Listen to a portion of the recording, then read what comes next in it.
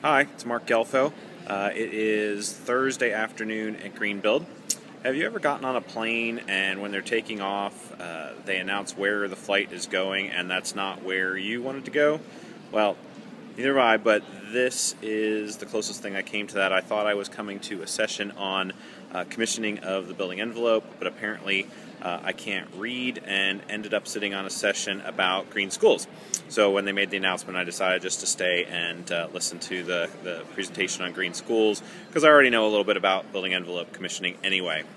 So the name of this session was Not the Usual Suspects, the New Faces Behind the Building to Green Our Schools. And there were really two parts to the presentation. The first was about the Kohler Environmental Center at Choate, which is the secondary school in Connecticut that JFK graduated from.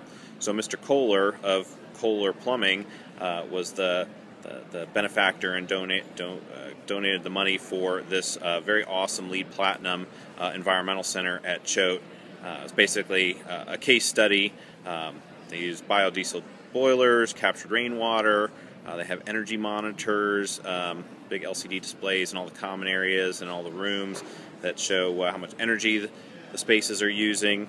And a ground-mounted 290 kW PV array, solar thermal on the roof, and of course, since it's Kohler, low-flow plumbing fixtures everywhere. So it's a very nice project, a case study.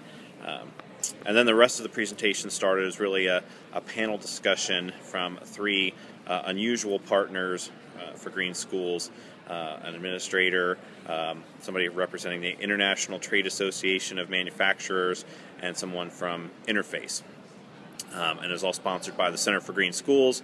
Of course, their goal and their mantra is to put every student in a green school within this generation, which is quite an enormous undertaking and a vitally important one, because school districts across the nation have more than $40 billion in deferred maintenance. Buildings are just falling apart, and the sustainability movement, and the green schools movement can certainly have a huge impact on that.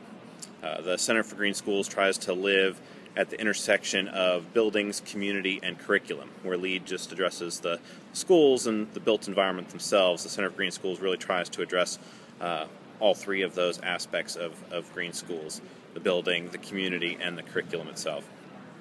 So without getting into too much of the details, I talked a lot about service and the Green Apple Day of Service, those different unusual partners.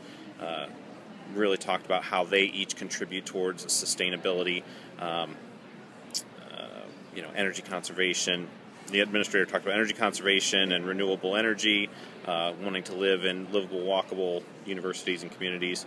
The International Trade Manufacturers Association guy talked about how he's trying to bring the manufacturers and the end users together to really understand the impacts of the products that are going into the schools, and not just buy the cheapest chair or put in the cheapest chair that you can into the school. And Interface, of course, the modular carpet manufacturer, has been at the forefront of the green building movement for quite a few years. I'm getting kicked out of this room here in a second.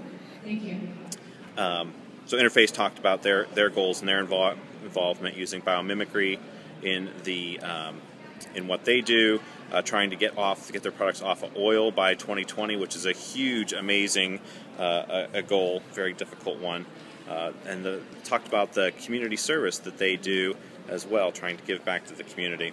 So the whole point about green schools is get involved, do something, give of your time, give of your money, follow your passions, and help put every child in a green school within this generation.